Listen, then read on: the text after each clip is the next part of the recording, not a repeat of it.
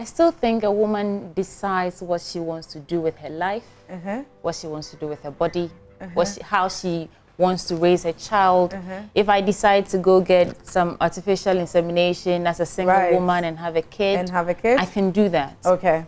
Ideally, a child should be raised in a home where there's a mother and the father.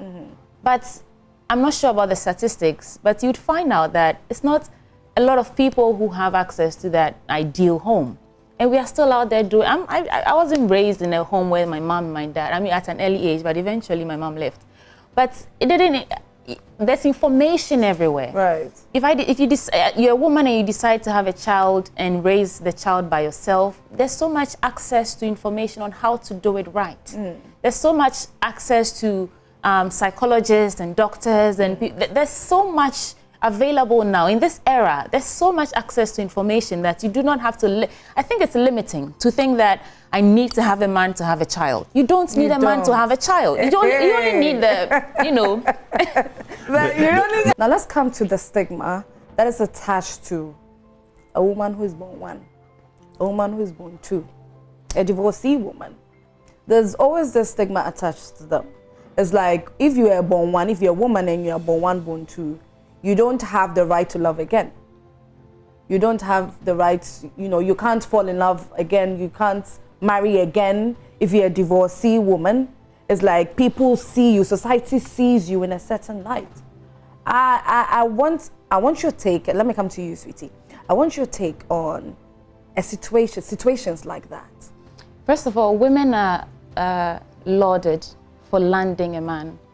Some parents, you know, the elderly ones, they don't recognize a woman's efforts in trying to build a career, you know, leave a mark on this earth, a legacy, whatever. But if you get married, ooh, she did it. She did the one thing that a woman is supposed to do.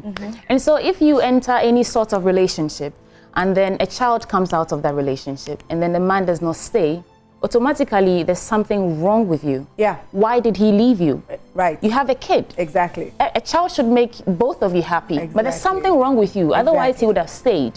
That's the basis for all of this. Yeah. So if you enter the marriage and you got divorced, there's something wrong with you. Exactly. Why did he leave? You're probably not cooking and cleaning or doing all the things that women should do, right? Or the main thing that the men usually complain about.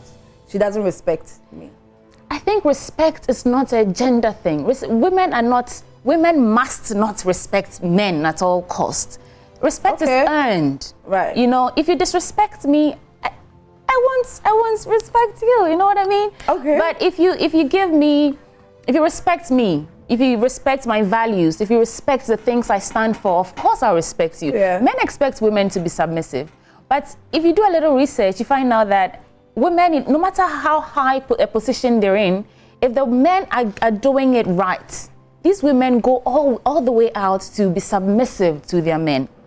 I'm talking about big CEOs, and I like Michelle Obama, and I listened to one interview she gave, and where she talked about if she wants to look at her relationship with Barack over the years, she wouldn't say it's 50-50, it's 100-100. But there are times where she thought she was giving in more than Barack was giving. But she kept her eyes on the goal. You can't tell me that Michelle didn't respect Barack at some point, or Barack disrespected Michelle. If Barack did stuff that warranted Michelle to act in a certain way that came across as disrespectful, Barack did it. Yeah. Michelle didn't do it. She just, to every action, there's an equal and opposing reaction. Okay. So respect is, what you give is what you get. It's not a woman thing. But men should move on from that. What of a situation where